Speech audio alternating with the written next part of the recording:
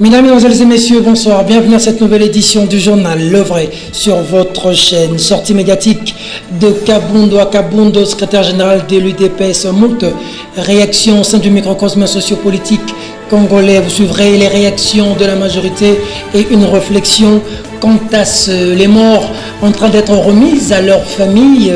Samedi dernier, nous étions à Kinkabwa pour l'inhumation de Benjamin Moudjilaï. Ce jeudi, ce sera le tour de Déchadé Kapangala qui va être aussi enterré dans des bonnes conditions. Le CLC, encore un communiqué par rapport aux morts tombés le 21 janvier 2018. Nous allons décrypter dans ce journal et comme invité le tout-puissant chairman de tout-puissant Mazembe, Moïse Katumbi Chapwe, qui est candidat du groupe G7. C'est parti pour les vraies informations en République démocratique du Congo.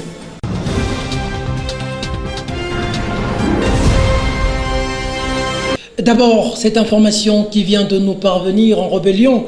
Depuis 2012, le lieutenant-général John Chibangu avait menacé de chasser Kabila dans les 45 jours s'il ne demandait pas pardon pour les massacres des catholiques du 31 décembre 2017 a été, allais-je dire, extradé depuis lundi 5 février à Kinshasa. Dans un communiqué rendu public, la direction du Front du Peuple pour le Changement et la Démocratie, FPCD, à partir de Dar es Salaam, exige à l'État congolais de garantir son intégrité physique et de le présenter vivant devant la presse tant nationale qu'internationale. Nous partageons 50-50 avec l'Église catholique qui nous donne le cadre et nous emmenons les marchands. Telle est la déclaration de Jean-Marc Kabundo à Kabundo au cours d'une émission télé de notre consoeur Sylvie Bongo Ponaekolo. Suivez. Au cours d'une émission télévisée, Ponaekolo, le secrétaire général de l'UDPS, a jeté le pavé dans la mare en affirmant ceci. Pour marche n'engezali ko salemana ba bazo marcher ezali ba combattant na biso. Donc tozali ba chrétien catholique. Toyo kana bien. Tozali nde ba associé. Ah bon? Entre église catholique na biso, c'est 50-50. Oh. Église catholique a offrir biso cadre, il y a ba chrétien mususu bazana, mais biso pe to mobiliser ba combattant na biso. Bakoti, ba église, ba marché. Des affirmations qui viennent de susciter plusieurs remous au sein de la classe politique. La réaction de la majorité n'a pas tardé. Albert Dieka, secrétaire général de la Convention de Congolais Unis, parti cher à Lambert Mende Omalanga, trouve ici la raison de leur propos, disant que le cardinal et l'église étaient inféodés du côté du RASAP. Regardez. Ce qui est prescrit dans le cadre de l'accord de siège, chapitre 6, paragraphes 3 et 4, qui interdit clairement qu'aucun lieu d'église, paroisse, église, ne peut être concédé pour des fins politiques. Et cela, et même dans ce texte-là, on dit si pour autre objectif que pastoral, le pouvoir public est obligé de prendre toutes les dispositions nécessaires.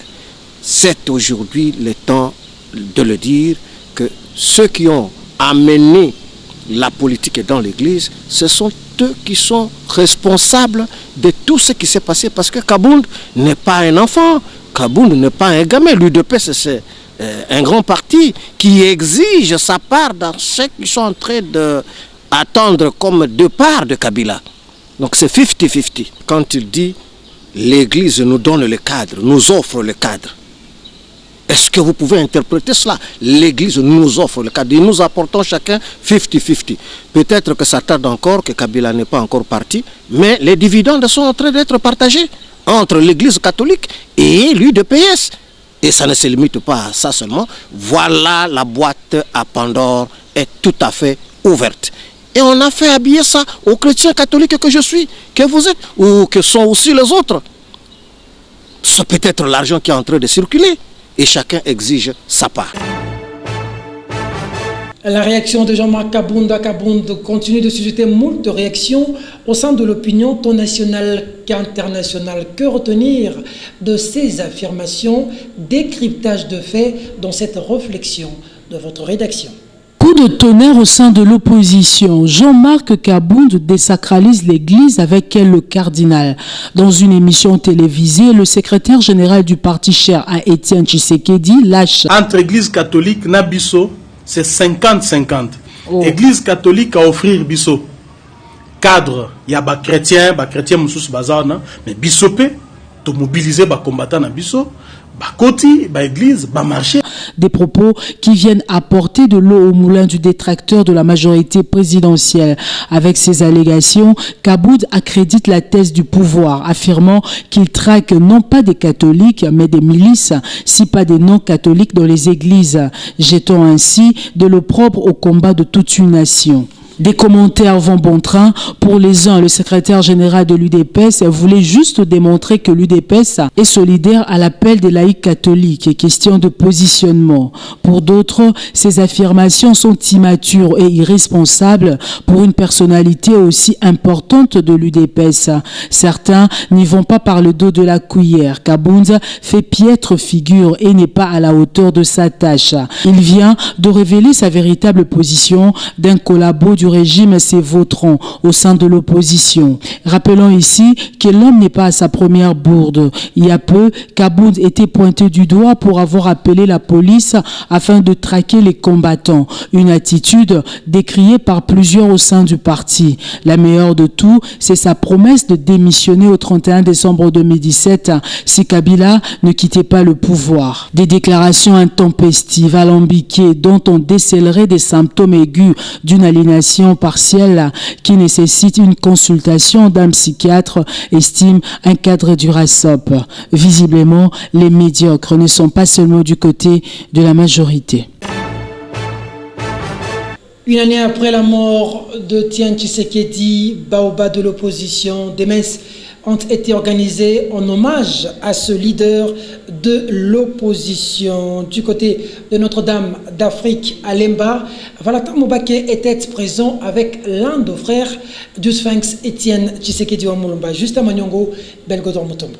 Par une messe qu'une frange des héritiers politiques d'Étienne Tshisekedi, à la tête duquel s'est trouvé Valentin Moubaké, ont commémoré une année de disparition de leur mentor. C'est la paroisse Notre-Dame d'Afrique de Lemba qui a servi de cadre. Au sortir de l'Eucharistie, Valentin Moubaké, son initiateur, livre ses sentiments. S'il y a parmi nous des cadres de l'UDPS qui veulent revendiquer un certain leadership correct au nom de Tshisekedi à travers une messe, ils ne peuvent pas tromper la population. Tshisekedi, c'est un état d'esprit et tous ceux qui se réclament de Tshisekedi doivent le démontrer par leur comportement. Comportement vis-à-vis de la démocratie, vis-à-vis de la dictature, vis-à-vis de la recherche du goût du lucre. Faisant d'une pierre deux coups, Moubaké réagit à la dernière conférence de presse de Joseph Kabila. Kabila peut-il organiser des élections qui vont mettre fin à son règne et donc à son immunité avec toutes les conséquences que cela comporte sur sa survie physique et politique? Ne soyez pas dupes. Il n'est pas capable de dire qu'il ne sera pas candidat le 23 décembre 2018. Tout ce qu'il fait là-bas, c'est tromper les gens. Il faut vous rendre compte de cela. Quelqu'un qui envoie des militaires dans des églises, tuer des chrétiens qui n'ont que le chapelet et la Bible à la main. Vous pensez que ce sont les dispositions de quelqu'un qui veut quitter le pouvoir dans 10 mois? Présent à la dite messe, les frères biologiques d'Étienne Tshisekedi se confient à la presse. De son vivant, on savait à qui est-ce qu'il se confiait. Lui, le défunt. Et il nous a montré qui était de son côté et qui n'était pas de son côté. Si je suis là, je suis à côté de celui que lui-même avait montré comme son dauphin. Une année après, la dépouille mortelle du Sphinx de l'Humité, toujours pas rapatriée en République démocratique du Congo. Le ministre de l'Intérieur, Chadari, charge la famille biologique d'être à la base de cette situation. La réaction n'a pas tardé. Dans une communication faite vendredi dernier, Augustin Kabouya, porte-parole du parti, document à l'appui, rejette la charge au gouvernement congolais. Philippe Vompi. Regardez. Le palais du peuple a été retenu comme lieu d'exposition de la dépouille pour le recueillement ainsi que les hommages officiels et populaires. 4. Un avion spécial sera dépêché à Bruxelles, au Royaume de Belgique, pour ramener à Kinshasa la dépouille et les membres des familles s'y trouvant. 5. Les 3 parties ont convenu du lieu où reposera le corps de l'illustre disparu dans la commune de Lancélé. La commission spéciale chargée de l'organisation des funérailles rendra incessamment public le programme officiel détaillé des obsèques de l'illustre disparu. Chers amis de la presse, dans tous les 7 points que je viens de lire devant vous, nulle part il y a un point qui conditionne la nomination de M. Félix Tshisekedi, comme on cherche à le faire croire à l'opinion tant nationale qu'internationale. Du côté de la majorité, on ne l'entend pas de cette oreille. Beno Yolama charge au contraire Félix Tshisekedi d'être précurseur et bloquer la machine pour que Tshisekedi soit enterré à Kinshasa. Il est au micro de Jocelyne Luanga et Belgodor Mutombo. S'ils sont prêts à ramener les corps, ils n'ont qu'à ramener les corps pour l'enterrer. Pourquoi pas le ramener à Kabeka Monga comme l'a fait les Sud-Africains d'aller enterrer Mandela et dans son village. Que de chercher des alibis en lui collant l'étiquette de père de la démocratie, héros national et consort. Donc on n'insulte pas les Congolais. On n'insulte pas les Congolais. Ils n'ont qu'à rechercher les fonds pour amener les corps. Nous n'avons rien à voir dans cette affaire. C'est une affaire de famille. Et l'État congolais a fourni beaucoup d'efforts. On a donné un espace spécial au cimetière de la Gombe. On y a versé 250 000 $. Mais l'enfant a fait le tour du monde. Il a reçu l'argent chez le président Kabila. Il a eu l'argent chez Alpha Condé, qu'il avait même donné conseil. Fils, rentrez, enterrez votre père. Le fils n'écoute pas. Mais... Nous vous le disions, titre, le corps de Benjamin Modilaï a finalement été restitué à sa famille dans un état lamentable. Ainsi, le deuil s'est tenu le vendredi dernier dans la résidence familiale à Kingabwa et l'inhumation est intervenue samedi. Suivez. C'est un corps en décomposition que la morgue de l'hôpital de référence Mama Yemo a remis à la famille de Benjamin Modilaï, un jeune finaliste en construction décédé lors de la marche du 21 janvier dernier, initiée par les laïcs catholiques. Complications Mama Yemo, Mama Yemo, compliqué biso.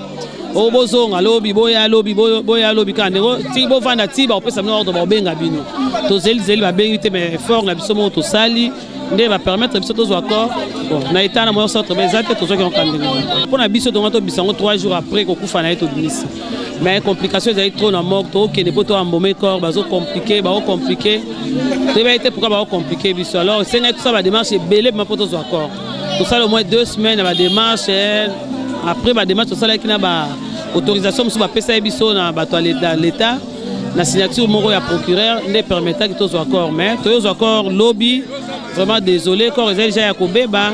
Sa famille, ses amis qui voulaient lui rendre des hommages mérités devront se contenter d'un cercueil fermé, impersonnel, sans visage. Le corps est en état déjà et s'est décomposé. Pendant 2 semaines, la famille du défunt qui s'est vue interdite d'accéder à la morgue sur instruction des autorités n'a bénéficié, hélas, d'aucune forme d'assistance de la part du gouvernement. Bon, nous sommes jusque-là. Nous sommes gouvernement.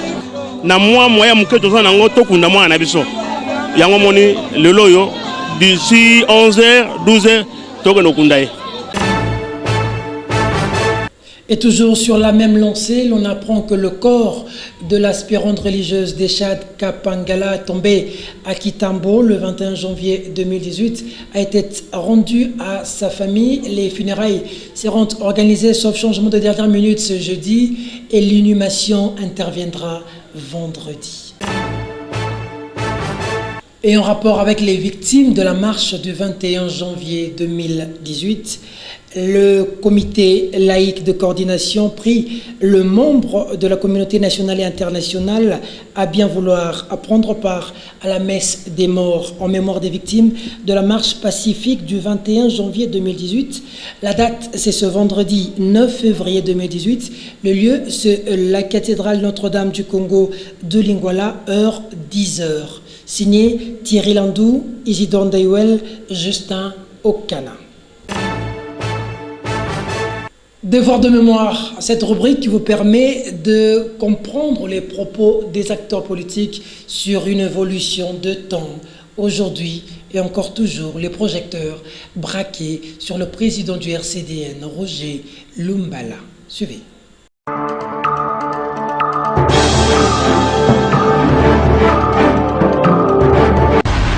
Article 64 ezali kolobake moto nyonso to bato nyonso oyo bazali kozwa ki mokonzi na makasi peuple congolais il faut ça la barrage.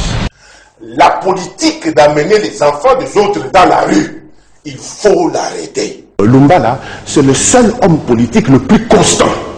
Tout ça que vous disiez, Poto Bengana, Kabila, Joseph Kabila. Je ne suis plus dans cette opposition archaïque et anarchique. Nani a singa solo la batuya nani ya M23 mutute mais que singa na solo na bangote Kabila nde moto azali na ba M23. Je suis venu voir mon frère le général Makenga pour lui dire comme c'était un homme de paix, un homme qui aime ce pays, qui défend démocratiquement ce pays. Kabila bakutani bango misato. Kabila, Kagame na Bosco Taganda. Bango misato. Baza kosolola na Kenya Rwanda. Naza kolobake bakutani bango misato baza kosolola na monoko ya mboka na bango Kenya Rwanda. Nous voulons mettre à nu. Nous voulons chasser les forces négatives nationale et internationale de la République démocratique du Congo. Et il est la seule personne qui peut aujourd'hui, le seul général qui peut le faire aujourd'hui dans notre pays. C'est une opposition qui pense qu'il faut chasser le président Kabila pour le remplacer. Ils n'ont pas raison sur ce point-là. Je pense que le chef de l'État doit être remplacé par le chef de l'État élu. Ya yebi makambo manso o ezali koleka na est azali camarade ya Kagame, azali camarade ya bana ya M23 o bazali kuna azako pesa bango manduki azako pesa bango biloko akolia azako pesa bango biloko nyoso tu na ndenge ezali koleka. Alors que le militaire o yabisi ya ba Congolais bazata na biloko ya kolia ate. Je suis venu lui dire que je lui apporte mon soutien dans toutes les circonstances. Parce que j'estime que M. Joseph Kabila n'a pas été élu président de la République, mais il s'est imposé par les armes. Ils n'ont pas raison sur ce point-là. Je pense que le chef de l'État doit être remplacé par le chef de l'État élu. Mais par la voie pacifique. Le général Makenga qui veut bien la voie pacifique, sauf dans le cas de légitime défense. À ce moment-là, il s'exprime. Il s'exprime mieux que les généraux qui sont à Kinshasa. Lumbala, c'est le seul homme politique le plus constant. Nema bewana oyo ngana kina ko découvrir na masolo oyo bato balobela kingai po ba Burundi balobi jamais bakoyi ko kanga ngai po Kabila azali na moi si moko azana kisasa wana komo na ye Pascaline azali opposante ya bato ya Burundi ni wana balobi biso to kanga Lumbala awa poto tinda e bongo ye ya kanga déjà moi si wana. Non, j'ai dit que j'avais dit ça. J'ai dit que j'avais dit ça. Le message, je le lance au chef de l'État. Yende azali na relation avec Paul Kagame. C'est pourquoi je suis venu aujourd'hui pour lancer l'appel au chef de l'État. C'est ainsi que je suis venu me dire. Ce grand pays a besoin de la paix. Et c'est un homme de la paix, en la personne du général Makenga, qui peut être le sauveur de la République. Ça, c'est la parole d'un prophète. Et alors, aujourd'hui, formation.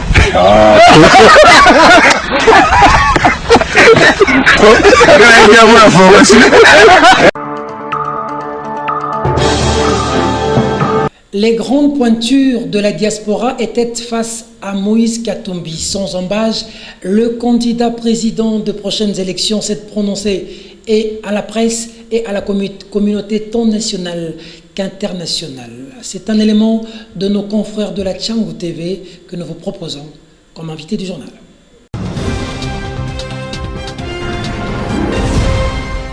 Est-ce qu'on peut dire qu'après le 31 décembre 2017 égale à avant le 31 décembre 2017? Merci beaucoup. Je voudrais d'abord présenter mes condoléances à toute la population congolaise. C'est vrai, ce sont des martyrs. Vous savez, on a tué le 31 décembre. On a profané l'église catholique. Quand j'avais démissionné en 2015, allez sur mon compte Twitter, j'avais fait un communiqué pour dire que Kabila ne veut pas partir.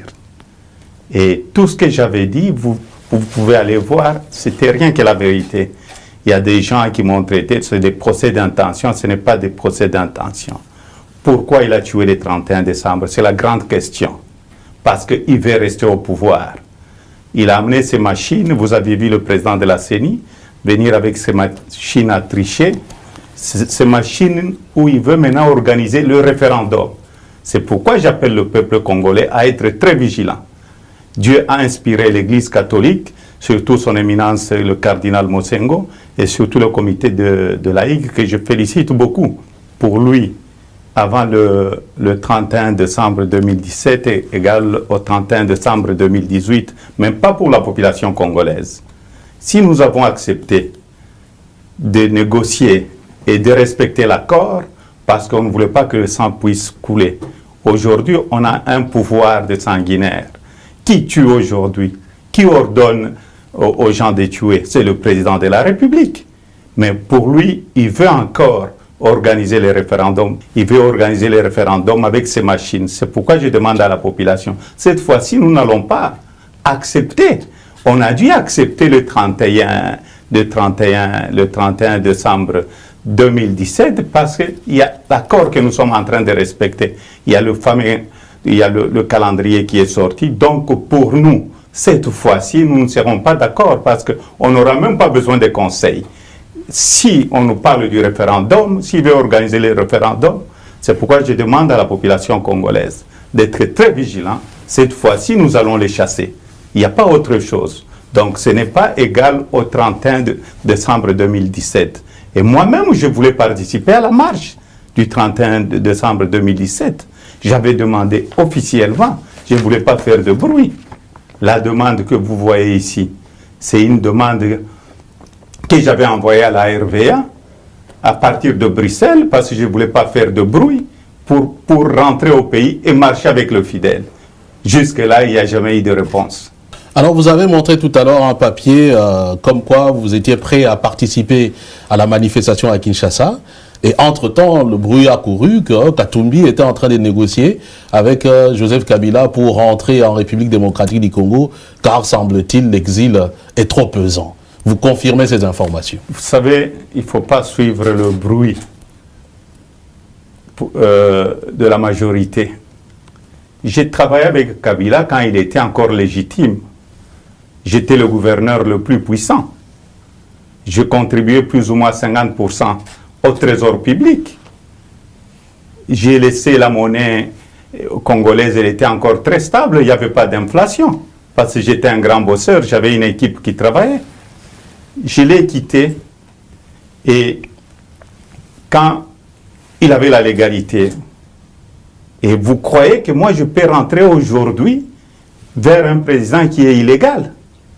Parce qu'il n'a plus de légitimité, le président Kabila aujourd'hui.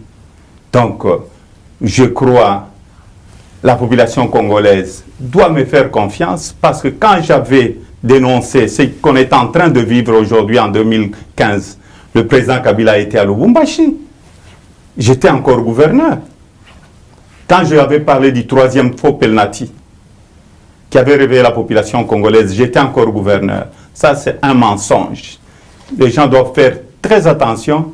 C'est la manipulation de la majorité. Malheureusement, Il y a quelques individus de l'opposition aussi qui tombent dans le piège.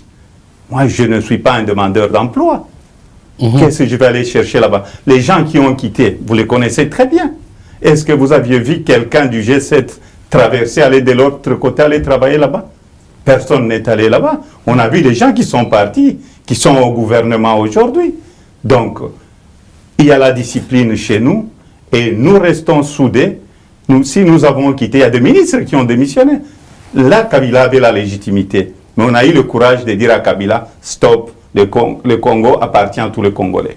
Mais Moïse Katumbi, au sein du rassemblement, finalement, qui est-il? Je suis un membre influent du rassemblement. Et si aujourd'hui, par miracle, il vous dit, bon, ok, Katumbi rentrait, je nomme la personne que vous aurez présentée au niveau du rassemblement comme Premier ministre, les partis ne sont plus dédoublés, en ce moment-là, qu'est-ce que vous faites? Vous nous reconnaissez quand même une certaine légitimité? Nous n'avons pas besoin de poste. Si j'ai démissionné, je vous ai dit qu'il était légitime à cette époque-là. Mais vous me voyez, moi, aujourd'hui, aller travailler avec un gouvernement de sanguinaires, les gens qui tuent, profaner même les églises, manquer même du respect à nos évêques.